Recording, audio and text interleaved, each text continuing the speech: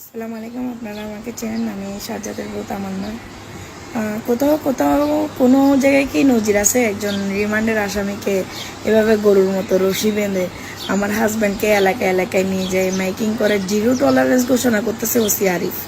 আসলে আমার হাজব্যান্ড কি কোরবানের গরু? আমার হাজব্যান্ডকে এভাবে নিয়ে যায় মেকিং করতেছে কেন? জিরো টলারের মধ্যে কি ওই টলারে আর জায়গা নাই আর কোনো ক্রিমিনালকে অ্যাটাচ করার জন্য? না, আমার সাজ্জাদকে আপনারা যেরকম ইচ্ছে এরকম করতেছেন। কোথাও কি নজির আছে যে মানে একজন রিমান্ডের আসামিকে এলাকা ভিত্তিক ঘুরায় ঘুরায় একেবারে গরুর রশি বেঁধে মানে যেমন ইচ্ছা তেমন করতেছে প্রশাসন?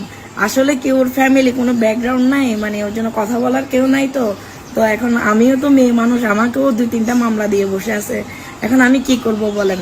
আমি আপনাদের উপর ছেড়ে দিছি। আপনাদের কি মনে হয় এটা কি মানে মানবাধিকার লঙ্ঘন হচ্ছে না আমার হাজবেন্ডকে যে এভাবে গরুর রশি দিয়ে বেঁধে এলাকায় এলাকায় নিয়ে গিয়ে আমার হাজবেন্ডকে অপমানি করা হচ্ছে কেন?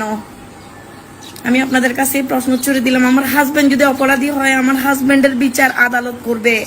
ওসি আরিফ আমার হাজবেন্ডকে অ্যারেস্ট করে নাই, আমার হাজবেন্ডকে সুচি অ্যারেস্ট করাইছিল। আমি এটা বারবার বলছি যে ওসি আরিফের কোনো ওইখানে সুযোগই নাই।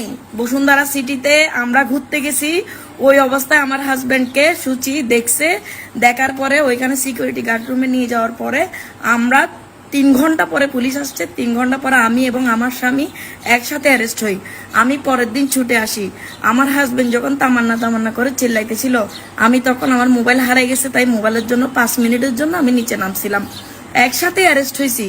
ওসি আরিফ বা সিএমপির কোনো কমিশনার আমার হাজবেন্ডকে অ্যারেস্ট করে নাই, কিন্তু ওরা সিম্পেথি নেওয়ার জন্য আমার হাজবেন্ডকে আজকে রাস্তায় নামাইয়ে আমার হাজবেন্ডকে এত অপমান না করে উনি কি গুলি করে মারতে পারতেছে না?